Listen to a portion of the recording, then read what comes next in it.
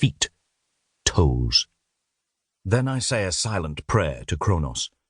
Count down 3, 2, 1, open my eyes again and turn to the side.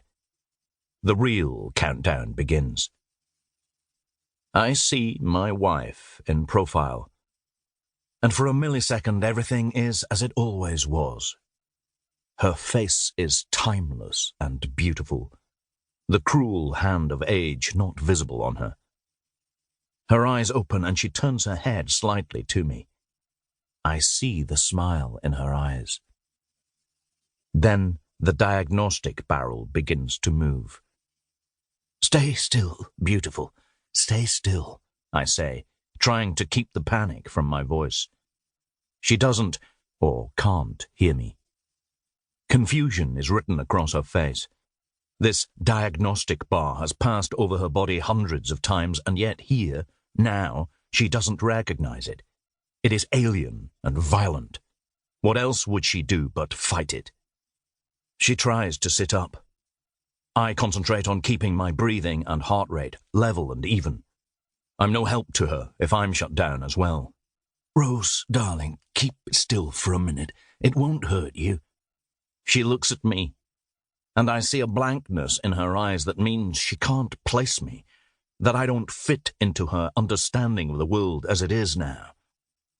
I wonder where she is, which version of Rose she is now, and realize she must be young enough to not really know me.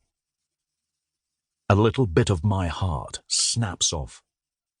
I love her, and always will. The young, flighty girl, the old woman she is now, and everything in between. And right now she isn't sure who I am. I swallow my hurt. It doesn't do either of us any good. The only thing I can do for her now is to stop her panicking and stop her being put back to sleep. Rose, please, my love, stay still. It will be over before you know it.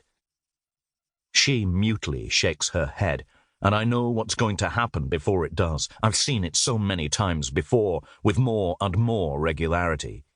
She snatches at the electrodes that are attached to the side of her head and yanks them free, staring at them in her palm. They're as unknown as the tube and the diagnostic bar to her. She simply doesn't understand what is happening. I make a shushing noise, attempting to calm her, but also to keep myself calm. I still don't know what the cutoff point is, what the limit is they'll tolerate. Despite the amount of times we've been through this, I couldn't say what heart rate triggers the tranks. She sits bolt upright. The barrel bounces off her back as it attempts a pass. She looks down at her naked body, and I know what she sees, an old woman, whereas her mind is hidden in the youth of her past. Her mouth opens in a horrified "oh," and she begins to scream. It can only last a few seconds, as it always does, but it cuts through me and continues long enough to terrorize me. I will never get used to this. I never want to get used to this. Then the light literally goes off in her eyes. It's as if someone has pulled the plug or flicked a switch and turned the lights out. Her body hangs for a moment, held up by its own skeleton. Then she crumples, falling back into the pod with a sickening bang. Rose lies inert as the diagnostic finishes its pass and settles back in the pod. With effort, I force myself to sit up, feel pins and needles in my head as my old body strains for balance after so long spent horizontal.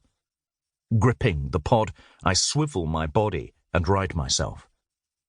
The world is solid, my mind confused.